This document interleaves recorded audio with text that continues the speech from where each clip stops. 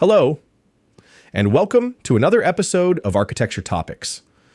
I'm your host, Liam Karen, and today we're going to travel further in time than we've ever gone in this show.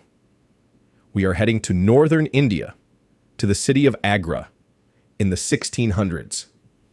We are going to be talking about the Taj Mahal. But before we go there, I have a favor to ask. If you enjoy the show, please take a moment to follow us on YouTube, Spotify, Apple Podcasts, or wherever you are listening. It takes less than a minute and really helps the show keep going. Excellent. Thanks for your support. Now let's go back to setting the mood for an incredible story of love, loss, and of course, architecture.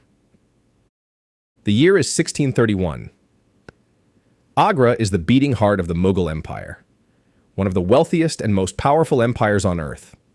It stretches from the snow-capped peaks of the Himalayas to the tropical deltas of Bengal. And its rulers, who descend from Mongol and Timurid dynasties, live in a world of marble courts, Persian poetry, and imperial ambition. The emperor in 1631 was Shah Jahan, a ruler known for his taste and discipline. He took over the empire just 3 years earlier, at age 39, when his father Jahangir passed away. But he didn't rise alone. He came to power with his wife, Arjuman Banu Begum, who he referred to as Mumtaz Mahal, which means the exalted one of the palace. It's important to highlight that at the time in the Mughal court, emperors were expected to have multiple wives. That was the norm. But Shahs met Mumtaz when they were very young. They married in 1612, and their bond was different. Shah did take other wives, but these were purely political moves to strengthen ties with other dynasties. Shah and Mumtaz weren't just husband and wife. She was his companion, his most trusted advisor. She traveled with him, even on military campaigns. They shared everything. Mumtaz was the love of his life. They had 14 children together. And in 1631, while giving birth to their latest, Mumtaz passed away. She was 38 years old. The legend says that Shah Jahan locked himself away for days after the passing of his beloved wife. When he emerged, his hair had gone almost entirely white, and he made a vow to build her a tomb unlike anything the world had ever seen. A place where she would be remembered, not just for generations, but for eternity.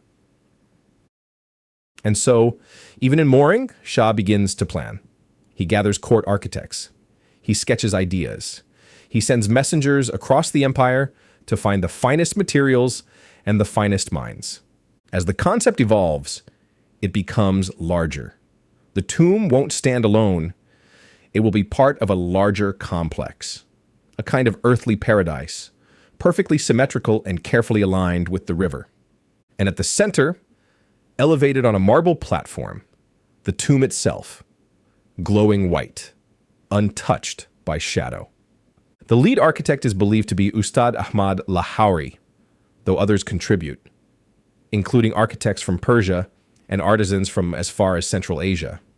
The style is unmistakably Mughal, but it has certain influences from earlier Persian and even Timurid constructions. Shah Jahan doesn't just want a building. He wants a symbol of love, yes, but also of divine order. In Islam, paradise is often described as a walled garden with flowing water, symmetry, and eternal light. The Taj Mahal is designed as a vision of that paradise, a resting place for Mumtaz in the next world, as in this one. With all his will and dedication on this project, the construction of the Taj Mahal begins just 1 year later, in 1632. An estimated 20,000 workers are brought in, not just laborers, but sculptors, stonecutters, calligraphers, mosaic artists, and engineers. They come from across the empire and beyond, from Rajasthan and Lahore, from Shiraz and Bukhara, even from the Ottoman Empire and Venice. Materials are sourced from distant lands, white marble from Makrana in Rajasthan, red sandstone from Fatehpur Sikri, jade and crystal from China, turquoise from Tibet, lapis lazuli from Afghanistan, sapphires from Sri Lanka, and carnelian from Arabia. In total, 28 types of precious and semi-precious stones are inlaid into the marble, creating intricate floral patterns and calligraphic inscriptions. Each marble block is hauled in by oxen and elephants. Some travel hundreds of kilometers by river, while others arrive by specially built roads. The Quran is inscribed in black marble along the main gateway and across the tomb's facade. The script subtly grows larger as it rises, so that from the ground it appears perfectly even. The dome rises like a pearl above the rest. It is double-shelled, designed to appear taller and lighter than it is. This, just like the distorted inscriptions that grow larger as they rise, and other visual tricks, are 100% deliberate. Nothing is left to chance. The tomb itself stands on a 95 by 95 meter marble platform, nearly the size of a football field, but perfectly symmetrical in every direction. From ground level to the tip of the dome's finial, the structure rises over 70 meters, with the dome alone accounting for 35 of those. That's roughly the height of a modern 20-story building, and the entire complex, from the front gate to the river, stretches almost 300 meters. That's roughly the length of the Eiffel Tower lying on its side. Guarding the main building, at the corners of the main platform stand 4 slender minarets, slightly angled outwards so that in the event of an earthquake, they would fall away from the tomb, not onto it. Every element, every measurement, every motif is carefully balanced. This isn't just architecture, it's geometry, theology, poetry, all captured into marble and precious stones. The mausoleum is largely complete by 1643, but work on the full complex continues for another decade. To the left, a mosque rises, and to preserve the symmetry, an identical building is constructed on the right, a guest house meant to balance the composition. By the time the finishing touches are applied, it is 1653. It has taken over 20 years to complete, and Shah Jahan has created not just a memorial, but a myth. And talking about myths, just across the Yamuna River from the Taj Mahal lies a quiet garden called Mehtab Bagh, the Moonlight Garden. From its edge, you get a perfect, symmetrical view of the white marble mausoleum across the water. Legend has it that the emperor had plans to build a second identical tomb on this side of the river, this one in black marble, a mirror image, a dark twin. His own final resting place facing Mumtaz forever, with a silver bridge connecting the two across the water. But there is no historical data to support this. No official records, no royal orders, no blueprints. The Black Taj remains a legend. If you look at a satellite image of the Taj Mahal and the Mehtab Gardens, the story is compelling. But archaeological studies have shown that these gardens had likely been part of the original Taj Mahal plan all along, designed to reflect the building across the river and not host a new one. So back to the real story. While the finishing touches are still being made to the Taj Mahal, Shah Jahan's world begins to unravel. He is growing older, slower, and as his health weakens, tensions rise among his sons, each one eager to seize the throne. Because in the Mughal Empire, the throne isn't inherited by the oldest son by default. It's earned, often through blood. Eventually, in 1658, his third son, Aurangzeb, stages a coup. He defeats his brothers in battle, declares himself emperor, and places Shah Jahan under house arrest.